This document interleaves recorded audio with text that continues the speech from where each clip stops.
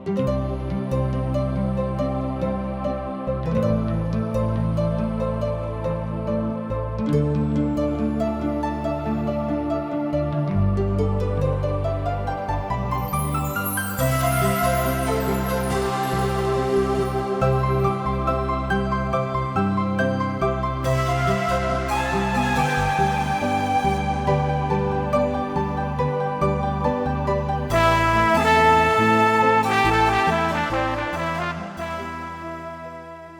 मनुष्य के जिंदगी पाप के कारण तरह तरह की विपत, उलझन और अशांति में पड़ के सही रास्ता से भटक गईल बा।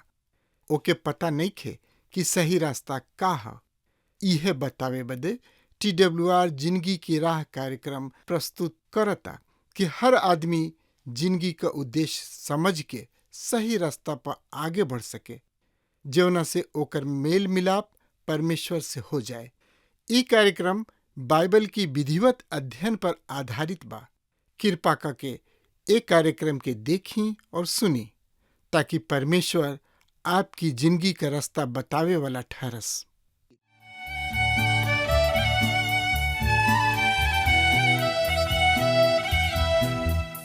गाँव के भैया और बहिनी आई प्रभु के गुण गाई। गाँव के भैया और बहिनी आई प्रभु के गुण गाई। प्रभु महान बाड़न जग के रचैया, प्रभु महान बाड़न जग के रचैया। गाँव के भैया और बहिनी आई प्रभु के गुण गाई। गाँव के भैया और बहिनी आई प्रभु के गुण गाई।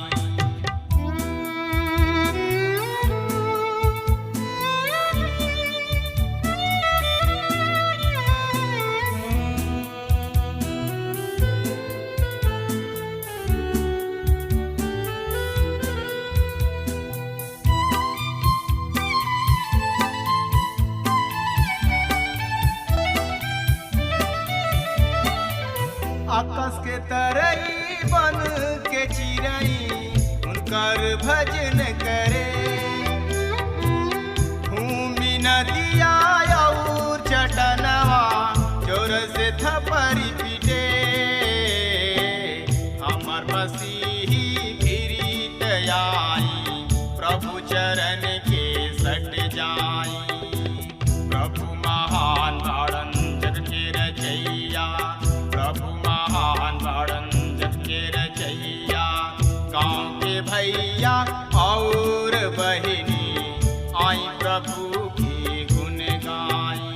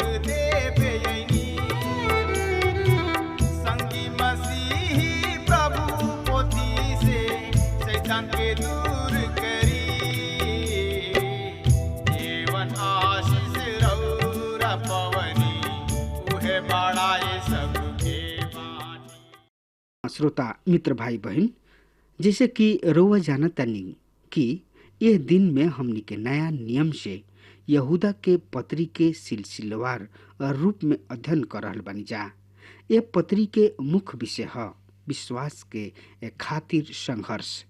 यहूदा हमनी के सामने धर्म परित्यागी सबके फोटो पेश कइल गइल बा। उ हमनी के सामने झूठ उपदेशक सबके फोटो पेश कइले बाणे और ई बहुत सा विशेषता उ हमनी के बतौले बाणे। उनकर बहुत सा पहचान चिन्ह हमनी के बतौले बाणे और तत्पश्चात वो विश्वासी जन से कहताड़े कि ऐसन परिस्थिति इस सब में हमनी के कौनो तरी से जिंदगी बितावे के बा। पहला कार्यक्रम में हमनी के देखले रही जा कि यहूदा ई झूठ उपदेशक सबके फोटो पेश करत हमनी के बतावत आने कि ई ऊ ह जौन की फूट डालेलन। ई संसारिक एवं आत्म रहित ह। ई ऊ लोग हमें जौन की संसारिक हमें और आत्म रहित हमें, अर्थात एकरा में परमेश्वर के काम आत्मा असील हमें। हाँ मित्र, काहे कि ऊ परमेश्वर के पवित्र आत्मा के कार्य करे के अनुमति ना दिले, ओकरा के बुता ना दिले। पर एगो विश्वासी जन आत्मिक आदमी होले, ऊ परमेश्वर के पवित्र आत्मा के अपना जिंदगी में बूझे ना दिले और ओकरा के काम करे के पूरा स्वतंत्रता और अनुमति दिले। पहला कुरिन्थियों 15 अध्याय के 45 पद में पौलुस मसीह के पुनरुत्थान के संबंध में बतावताणे और बतावत एगो विशेष बात लिखताणे। ऊ कहताणे पहला मनुष्य आदम प्राणी बनौले और ई मनोवैज्ञानिक पक्ष और आत्मिक आदम जिंदगी दायक आत्मा बनले और ऊ जिंदगी देवे वाला आत्मा ह। मिल वर्ग प्रेरित पौलुस पहला आदम और दूसर का आदम के बीच के अंतर के साफ करताणे। ई अदन के बगीचा के आदम तथा क्रूस पर के प्रभु यीशु मसीह के बीच के महान अंतर है। प्रभु यीशु मसीह अपन जिंदगी देवे खातिर यह पृथ्वी पर अइले कि ऊ जिंदगी देवे वाला आत्मा बने और तब प्रेरित पौलुस 46 से 47 पद में कहताणे कि ऐसे पहले आत्मिक ना वरन स्वाभाविक रहे और तब आत्मिक आइल। पहला मनुष्य पृथ्वी पर से अर्थात पार्थिव, दूसरा मनुष्य सड़क से हमें। मित्र, आत्मा एगो मनोवैज्ञानिक प्राणी रहन और ओकरा पश्चात ऊ हमें जौन की आत्मिक हमें और ऊ हमें प्रभु यीशु मसीह। प्रभु यीशु मसीह पापी मानव के आत्मिक स्वभाव प्रदान करलन और ई काम केवल प्रभु यीशु मसीह ही कर सकताणे, काहे कि ऊ खुद ही जिंदगी दायक आत्मा हमें, जैसे कि ऊ खुद ज्योति हमें। ऐसे ऊ हमनी के भी ज्योति दे सकताणे। पाप में गिरे से पहले के आदेश के जन्म पावल मानव के बीच में ई महान अंतर हम पावतानी। हाँ श्रोता मित्र भाई बहन, आज हमनी के परमेश्वर के बेटा और बेटी बन गइल बानी जा और हमनी के परमेश्वर के सामर्थ्य से पवित्र व आत्मिक स्वभाव दिहल गइल बा। मनुष्य के सर्वोत्तम स्वभाव दिहले ई रह की आरंभ में उनका नथुना में परमेश्वर अपन सांस के फूकले, पर ऊ आत्मा रहे जौन की गिर सकत रहे, पाप कर सकत रहे। मित्र, आज हमनी के भीतर एगो स्वभाव बा जौन की पापमय स्वभाव बा और जब तक हमनी के शरीर में बा ई हमनी के साथ रही हैं, काहे कि ई सही में हमनी के शरीर के अपना नियंत्रण में राखेलन और ई मनुष्य के मनोवैज्ञानिक भाग ह। मनोवैज्ञानिक मनुष्य के प्राण के अध्ययन ह। ई मनुष्य के दिमाग तथा मस्तक के अध्ययन ह। हम ई अनुभव कइले बानी कि शरीर मनुष्य के नीचे के ओर अर्थात पतन के ओर खींचेला और आत्मा ओकरा के ऊपर के ओर उठावेले। यहूदा कहतने कि ई झूठ उपदेशक कभी भी ए आत्मिक क्षेत्र पर नइखे पहुँच सकत। उ आत्मा रहित रहेला, उ शरीर और प्राण के क्षेत्र ही में रहेला, ई सांसारिक ही रहेला और कभी भी यह मनोवैज्ञानिक स्थिति से ऊपर ना आवेला। श्रोता मित्र भाई बहन, रउआ परमेश्वर के संतान हई या ना, एकरा के बड़ा सरलता से समझल जा सकता। गलतियों के पत्री के 5 अध्याय के 19 से 21 पद में प्रेरित पौलुस द्वारा जिंदगी हमनी के सामने शरीर के एगो सूची रखले।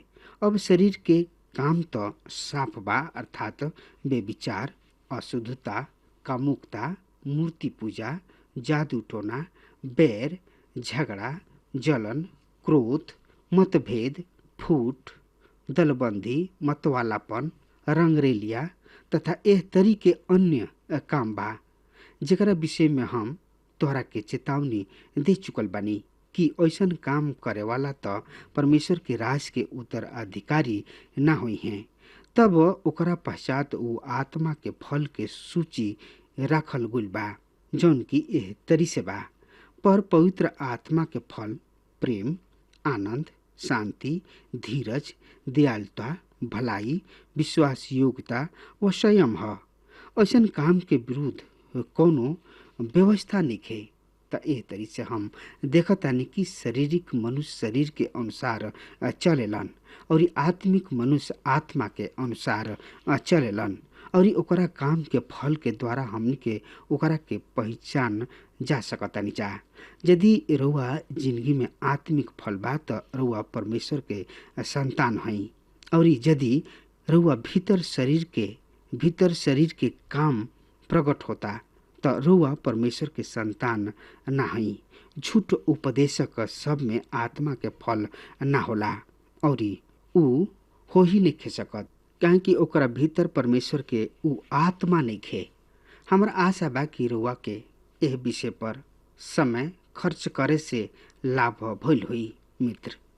और हमनी के भीतर दूगो समान बा। भजनकार कहतड़े कि हमनी के सृष्टि के विषय में परमेश्वर के वचन एह तरी बतावता कि मनुष्य भयानक अद्भुत रीति से रचल गुल बा। भजनकार 139 ओकर 14 पद, आज मनुष्य शरीर में चले फिरलन, जौन की पृथ्वी के माटी से यानी कि धूर से बनावल गुल, पर एकरा में परमेश्वर के सामर्थ भी बा। सो हमरा साथ देखी कि मनुष्य एगो पार्थिव शरीर ह, उ पृथ्वी के धूर और माटी से रचल गुल बा, फिर भी ओकरा भीतर परमेश्वर के सामर्थ निवास करेला। आत्मिक स्वभाव के द्वारा हमनी के पहुँच परमेश्वर के बा। हमनी के परमेश्वर के क्षमता में होके उनका साथ संगति कर सकतन जा, काहे कि परमेश्वर मनुष्य के आपन स्वरूप व समानता में रचले। मिल वर्ग इवी जिंदगी के ऐसन अद्भुत व प्रतापमय स्थिति है कि एगो मनुष्य जौन की सच्चा परमेश्वर के आराधना व सेवा करे के इच्छा रखेलन, उनकर सेवा कइल चाहेलन। उ प्रभु यीशु मसीह पर विश्वास ले आवे द्वारा प्रभु यीशु मसीह के संतान बन सकताने। तब हमनी के अगला विषय है विश्वासी जन के विधर्म के स्थिति में का करे के चाहिए मित्र। कलीसिया में झूठ उपदेशक और झूठ उपदेशक पर विचार करे के बाद यहूदा ओह 7 गो बात के बतावतड़े जौन के ए समय में एगो विश्वासी जन के गंभीरता के साथ पालन करे के चाहिए। ई 7 गो मुख्य बात कौन कौन सा बा, एगो विश्वासी जन के ध्यान पूर्वक ए बात के ध्यान में रखे के चाहिए। आई हमरा साथ देखी यहूदा के पत्री ओकर 20 पद ए पर ए तरी से बतावल गइल बा।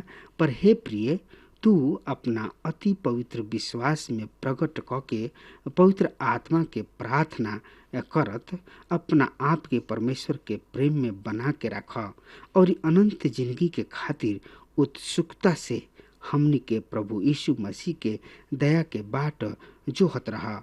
अब यहूदा यहाँ परमेश्वर में प्रिय के संबोधित के कह रहल बने कि आज वर्तमान समय में हमनी के का कर सकतानी जा। सो पहला बात जौन कि ऊ बतावताणे ऊ ई बतावताणे कि तू अपना पवित्र विश्वास में बढ़त जा। यहूदा के एकरा से का तात्पर्य बा कि तू अपना विश्वास में बढ़त जा? उनकर तात्पर्य ई बा कि पवित्र वचन के अध्ययन कर। श्रोता मित्र भाई बहन, हमनी के ई व्यक्तिगत दृढ़ निश्चय बा कि जब परमेश्वर अपना 66 किताब के हमनी के दिहले त एकर अर्थ बा कि हमनी के ओ 66 किताब के अध्ययन करे के बा। मित्र, यदि रउआ अपना प्रति पवित्र जिंदगी में बाटे चाहतानी त रउआ के परमेश्वर के संपूर्ण पवित्र वचन के अध्ययन करे के चाही। रउआ बिना नेव के करे भवन के निर्माण नहीं कर सकत। दंड नेव पर ही रउआ ऊंचा और विश्वास भवन बना सकेलन। हमनी के ए धर्म त्याग के युग में इहे काम करे के बा। कबो हमनी के बुनियाद ढह सकता और हम एगो बड़ व विशाल भवन, आत्मिक भवन तैयार कर सकेलन। हमार व्यक्तिगत अनुभव बा कि जतना हम परमेश्वर के वचन पढ़नी, ओकर अध्ययन कैनी, उतना ही हमार विश्वास स्थिर दृढ़ होत हो गईल। मसीह से हमनी के प्रेम भी दृढ़ हो गईल। तब यहूदा दूसर का बात कहताड़े कि तोहार अति प्रिय पवित्र विश्वास, अति प्रबल विश्वास में दृढ़ प्रार्थना कईल ई राउर व्यक्तिगत विश्वास के संदर्भ में नइखे, पर इहे उ विश्वास ई बाकी जे सत्य के दे जौन की परमेश्वर के वचन में हमनी के दिहल गईल बा। और जौना समय मंडली सबसे पहले अस्तित्व में आयल विश्वास के प्रेरित के शिक्षा कहल गईल बा। विश्वास के यहाँ अति पवित्र एक खातिर कहल गईल बा काहे कि ई परमेश्वर से आयल बा और हमनी के सामने परमेश्वर के प्रकट करता। और ऐसे एकरा द्वारा मनुष्य जब धर्मी ठहरावल जाले और संसार पर विजय के योग बन जाला, उ ऐसे ई राउर विश्वास ना बरन उ विश्वास ह जौन की हमनी के परमेश्वर के ओर से दिहल गईल बा। यहूदा हमनी के यहाँ दूसर का बात बताओ दड़े जेकरा विश्वास के ए विधर्म के समय में ध्यान रखे के चाही। उ दूसर का बात ह पवित्र आत्मा में प्रार्थना कईल। इफिसियों के पत्री में प्रेरित पौलुस द्वारा बतावल गईल बा कि परमेश्वर सब अस्त्र शस्त्र बांधिला। इफिसियों के पत्री के 6 अध्याय के 14 से 18 पद में हमने के बतावल गईल बा, दूगो के छोड़ सब हथियार सुरक्षा के खातिर बा, पर दूगो हथियार ऐसन बा जौन की आक्रमण के खातिर बा। आक्रमण पहला हथियार ह हर एगो विनती और निवेदन सहित पवित्र आत्मा में प्रार्थना करत रह। और दूसर का आक्रमण हथियार ह आत्मा के तलवार जौन की परमेश्वर के वचन ह। एह तरी से हमने से ए दूगो हथियार सबके भली भांति अपना के रखे के बा और एकर समय पर प्रयोग करे के बा। संक्षेप में यहूदा इहे कह रहल बाने कि हम अपना अति प्रिय विश्वास में बढ़त जाए के बा। प्रार्थना के अर्थ हमनी के प्रार्थना पर निर्भर बानी जा।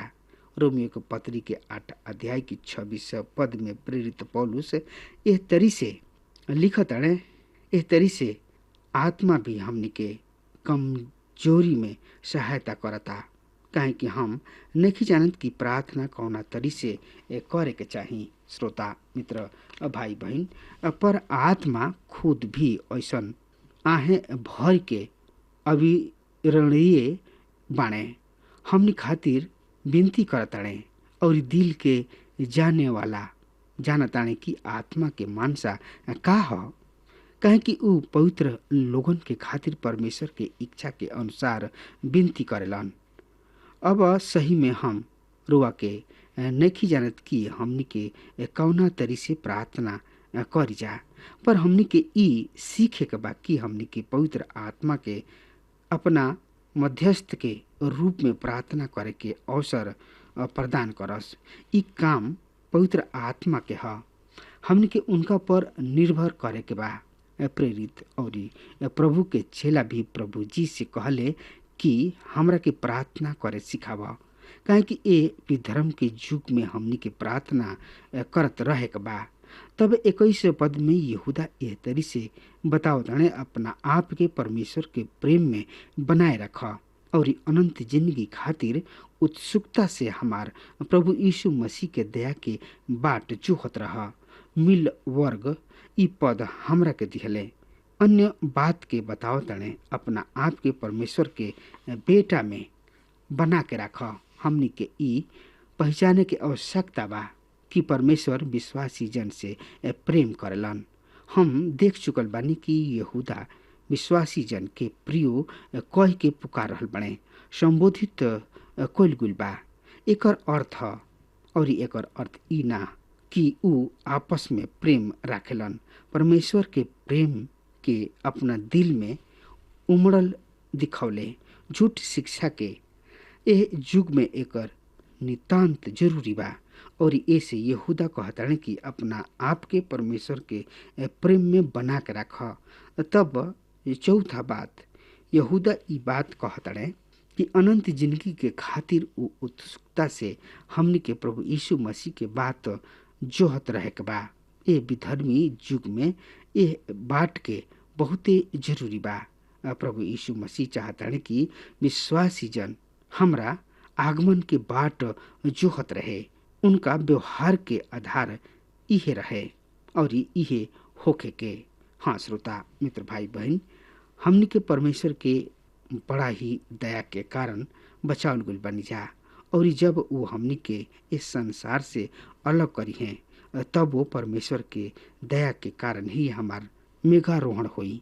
ये विधर्म के समय में प्रत्येक विश्वासी के प्रभु यीशु मसीह आगमन के बाट जोहत रहल बहुत ही जरूरी बा। हाँ श्रोता मित्र भाई बहन, तब पांचवा बात यहूदा बतावतानी कि जे शक यानी कि संदेह करेला ओकरा पर तरस खा। मित्र आज हमनी के ऐसना युग में रह रहल बन जा, ऐसना युग में जी रहल बन जा जौन में मनुष्य के जिंदगी में अनेक संदेह बा। हमनी के ऐसना लोगन के प्रति धीरज धरे के आवश्यकता बा। उ सही में सच्चा मन से संदेह करलन और ओकरा के दूर करे के हमनी के काम बा। मित्र 23 पद में यहूदा बतावतान कि और सब में से झपट के निकाला, डेरात अन्य लोगन पर दया कर। यहाँ तक शरीर द्वारा कलंकित वस्तु सब पर भी घृणा कर। मिल वर्ग ई ओह पापी के संदर्भ में बा जौन के हम निकम्मा जान के छोड़ देले। हमने के ऐसा जान पड़ता कि वो कभी ना बच सकी हैं, पर हम देखनी हाँ कि ओह में से प्रत्येक यीशु मसीह के जान ले ले। यदि वो उनका साथ परिश्रम करी हैं, उनका पर तरस खा और उहे आग में से झपट के निकले तो उ भी हमनी के समान प्रभु के समीप आ सकताणे और अनेक लोगन के प्रभु यीशु मसीह के समीप आवत देखले। प्रभु यीशु मसीह के विषय में जानत सुनले और ई काम परमेश्वर के वचन के सुनला के द्वारा होला। हमनी के काम होला कि हमनी परमेश्वर के संदेश वहाँ तक पहुँचा द। यहूदा हमनी के प्रोत्साहित करलन ऐसना लोगन पर तरस खा और उन्हें यह आग में से झपट के निकाला। मित्र मिल वर्ग ऐसन केहू नहीं खे जौन की बचावे के इच्छा ना राखत होखे। हमन के बचावे के जरूरी बा। तब 7 बात प्रेरित बताओ तड़े, तब शरीर द्वारा कलंकित वस्तु से भी घबरा। मित्र परमेश्वर ओह कोनो भी वस्तु के ग्रहण ना करलन जौन की शारीरिक ह। हाँ श्रोता मित्र भाई बहन, परमेश्वर एकरा से बहुत ही घृणा करलन। मित्र अब हमार समय खत्म हो रहा बा, तब तक खातिर वह हमरा के आज्ञा दी। परमेश्वर वह के बहुत ही आशीष दे। आमीन। हमके विश्वास बा कि ई कार्यक्रम आप सब खातिर फायदेमंद सिद्ध भइल हुई। अगर आप सबके लगे बाइबल से चाहे आपकी निजी जिंदगी से कोनो सवाल होके चाहे कोनो समस्या खातिर प्रार्थना करावे चाहतनी तो हमारी फोन नंबर पर जरूर संपर्क करी और आज का दिन आप खातिर सुखद बनावे।